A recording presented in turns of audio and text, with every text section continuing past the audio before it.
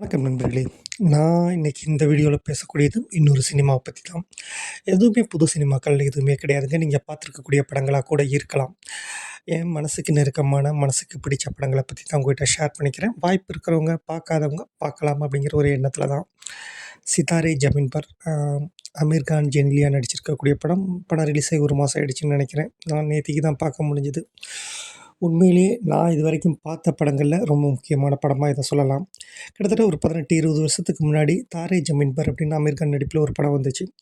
Dyslexia, autism இந்த மாரி பாதிக்கப்பட்ட குழந்தைகள பத்தின படம். அந்த குழந்தைகள எப்படி அணுகணும்? அந்த குழந்தைகிட்ட நம்ம எப்படி அன்பா இருக்கணும்?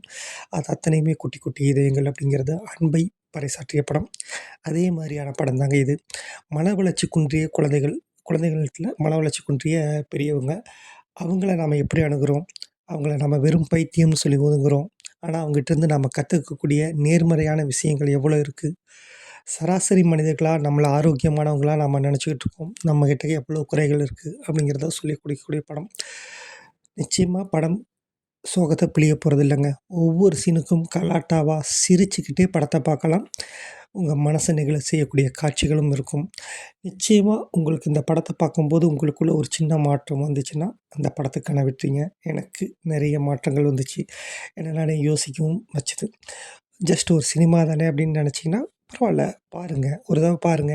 என்ன நம்பி பாருங்க. அந்த 2 1/2 மணி நேரம் உங்களுக்கு கண்டிப்பா வேஸ்ட் ஆகாது. அமீர் கானா இருக்கட்டும், இல்ல ஜெனிலியாவா இருக்கட்டும், அவ்வளோ அற்புதமா நடிச்சிருந்தாங்க. அதை விட முக்கியம், இந்த படத்தில மூளை வளர்ச்சி இல்லாத குழந்தைகளா நடிச்சிருக்கக்கூடியவங்க அத்தனை பேருமே நிஜ வாழ்க்கையிலயும் மூளை வளர்ச்சி இல்லாதவங்க, பாதிக்கப்பட்டவங்க தான். ஆனா அற்புதமா நடிச்சிருப்பாங்க. வாழ்க்கைய கொண்டாடியிருப்பாங்க. எதார்த்தமா இருந்திருக்கும்.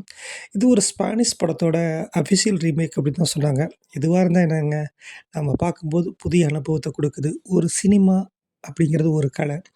அது நம்மள ஒரு ஸ்டெப் முன்னோக்கி வச்சதுன்னா, இன்னமும் அத கொண்டாடலாம் அப்படின்னு நெனைக்கிறேன். நான் கொண்டாடிய படம் அது.